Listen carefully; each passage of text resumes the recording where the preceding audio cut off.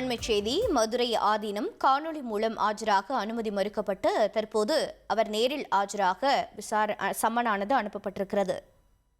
இரு பிரிவினரிடையே வன்முறையை தூண்டும் வகையில் பேசிய வழக்கில் மதுரை ஆதீனம் இன்று ஆஜராக போலீசார் சம்மன், ஜூன் 30 அன்று ஆஜராக சம்மன் அனுப்பியிருந்த நிலையில் மதுரை ஆதீனம் விசாரணைக்கு வரவில்லை என்ற தகவல் வெளியாகியிருக்கிறது. மேலும் விவரங்களை செய்தியாளர் சாலமன் வழங்கிட கேட்கலாம். சாலமன், வணக்கம்.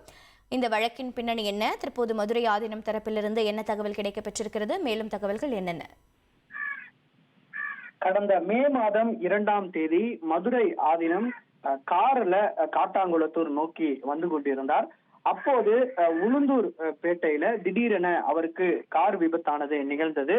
அப்போது தன்னை கொலை செய்ய சதி தீட்டம் தீட்டியிருப்பதாக அவர் ஒரு செய்தியாளர் சந்திப்புல பேசி பெரும் பரபரப்பை ஏற்படுத்தினார். குறிப்பாக இந்த சம்பவம் தொடர்பாக கள்ளக்குறிச்சி மாவட்ட போலீசார் இது தொடர்பாக அங்குள்ள சிசிடிவி காட்சிகளை ஆய்வு செய்த போது மதுரை ஆதீனத்தோட கார் அதிவேகமாக வந்திருப்பதும் இது முற்றிலும் விபத்து என்பது தெரிய வந்ததை அடுத்து இது தொடர்பாக விசாரணையானது நடைபெற்று வருகிறது. இந்த நிலையில சென்னையை சேர்ந்த வழக்கறிஞர் ராஜேந்திரன் என்பவர் சென்னை காவல் ஆணையர் அலுவலகத்துல ஒரு புகார் ஒன்றை அளித்தார். அதுல பல்வேறு தகவல்களை சுட்டிக்காட்டியிருந்தார். குறிப்பாக தன்னை கொலை செய்ய சதித்திட்டம் தீட்டி இருப்பதாக பொய்யான தகவல் மதுரை ஆதீனத்தால் பரப்பப்பட்டிருப்பதாகவும் அவர் மீது உடனடியாக நடவடிக்கை எடுக்க வேண்டும் எனவும் இவர் வன்முறையை தூண்டும் வகையில பேசியிருப்பதாகவும் அந்த புகார்ல குறிப்பிட்டிருந்தார். அந்த புகாரின் பேர்ல காவல் ஆணையர் அலுவலகத்தில் கொடுக்கப்பட்ட புகாரின் பேர்ல சென்னை சைபர் கிரைம் போலீசார் அவர் மீது 4 பிரிவின் கீழே வழக்கு பதிவு செய்திருந்தனர். குறிப்பாக இரு பிரிவினரிடையே வன்முறையை தூண்டும் வகையில் செயல்படுதல் உள்ளிட்ட 4 பிரிவின் கீழே வழக்கு பதிவு செய்யப்பட்ட நிலையில அவருக்கு கடந்த 30ஆம் தேதி ஆஜராக வேண்டும் என சம்மன் அனுப்பப்பட்டிருந்தது. அந்த சம்மனின் விசாரணைக்கு அவர் ஆஜராகாத நிலையில மீண்டும் இன்று விசாரணைக்கு ஆஜராக வேண்டும் என மதுரை ஆதீனத்திற்கு சென்னை சைபர் கிரைம் போலீசாரால் ஒரு சம்மனானது அனுப்பப்பட்டது.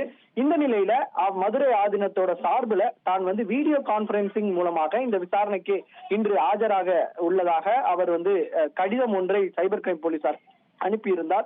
ஆனால் அதற்கு மறுப்பு தெரிவித்திருக்கிறது. குறிப்பாக அவர் வயது மூப்பு பல்வேறு காரணத்தை சுட்டிக்காட்டி இந்த கான்பரன்ஸ் மூலமாக ஆஜராகதாக குறிப்பிட்ட நிலையில போலீசார் அதற்கு மறுப்பு தெரிவித்து நேரில் தான் ஆஜராக வேண்டும் என குறிப்பிட்டிருக்கின்றார்கள்.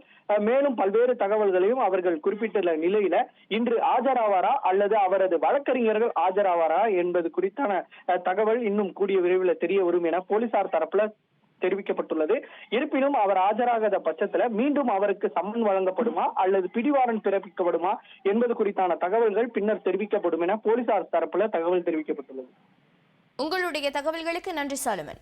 ட்ரெண்ட ஃப்ரெண்ட் ஆக்கிக்கோங்க. தந்தி டிவியின் சப்ஸ்கிரைபர்ஸ் அண்ட் ஃபாலோவர்ஸ் குடும்பத்துல நீங்களும் இணையுங்க.